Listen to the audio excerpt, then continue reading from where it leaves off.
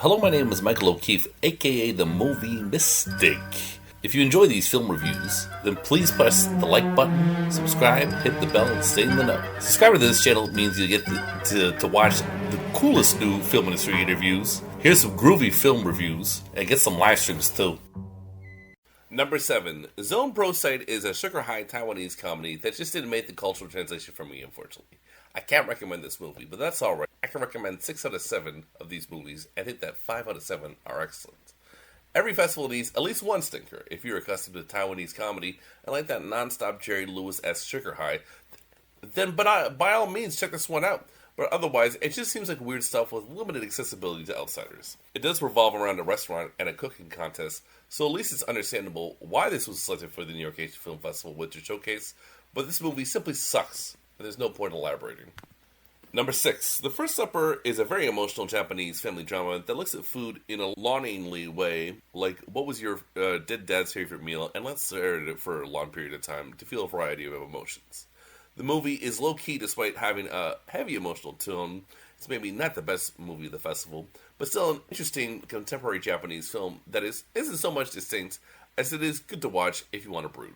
The acting is a little wooden, and the tone isn't so cheery, but that is what it is, and it does stand out as the most melancholic film of the Wintershowcase, so that's what you want. It does find success at being that. While this film's objective may not be my preference, it is competently made. It doesn't stand out as a poor film, just not a wonderful film, or maybe not even really an incredibly inspired film. Number 5. This is the exact kind of comedy cop movie you would expect from South Korea the year they produced the modern masterpiece Parasite, which, in case you don't know, was the year 2019, which is just a high level of quality. A quality romp movie is possible in Asia, as it is anywhere else. So while I found this movie silly, that is the point. The plot is pretty forgettable. It's just a division of a bunch of junior cops trying to improve themselves within the police industry by doing good work and having fun while doing it. The acting is over the top by Hollywood standards, but by South Korean standards, and especially for this sugar high type comedy, it is actually not too wild. This goes to that Parasite, and years of strong material has had a great influence in South Korean cinema of all time. Number 4. India isn't just a one-trick pony with Bollywood. They can do drama as well as action movies, and this one, The Lunchbox, is a solid example of strong dramatic material that whets the appetite as it progresses. The relationship between an older man and a young man in the workforce is the focus, so things start off frosty, but then at lunch one day, a personal bond is made, and the mentorship truly begins that ranges from business to personal. This movie is far from emotional exploitation or schlock. You feel a sense of warmth and growth that feels genuinely sweet, so every emotion is pretty much earned in a natural way from a cinematic perspective. To see a low-key drama from India that is essentially about love, but using what is provided for lunch to the older man as a metaphor for the status for the relationship that day is a neat idea, and all in all, this is a lovely low-key drama. Number 3, the 1994 Taiwanese movie called Eat, Drink, Man, Woman by current establishment Hollywood director Ang Lee is cool to see, especially since the only Asian movie I've personally seen by him is Crouching Tiger, Hidden Dragon. The other films Ang Lee that I think of are Brokeback Mountain, The Hulk, and Life of Pi. But it is this throwback movie where an old school chef is falling off the scene, but still has his 3 adult daughters living at home, that I now think is his best work. It's like when I saw Raise the Red Lantern by Jane Yimou, after putting him in the action lane for watching Hero and Hustle to Find Daggers, seeing Ang Lee do a real human drama in Asia broadens the perspective of his work.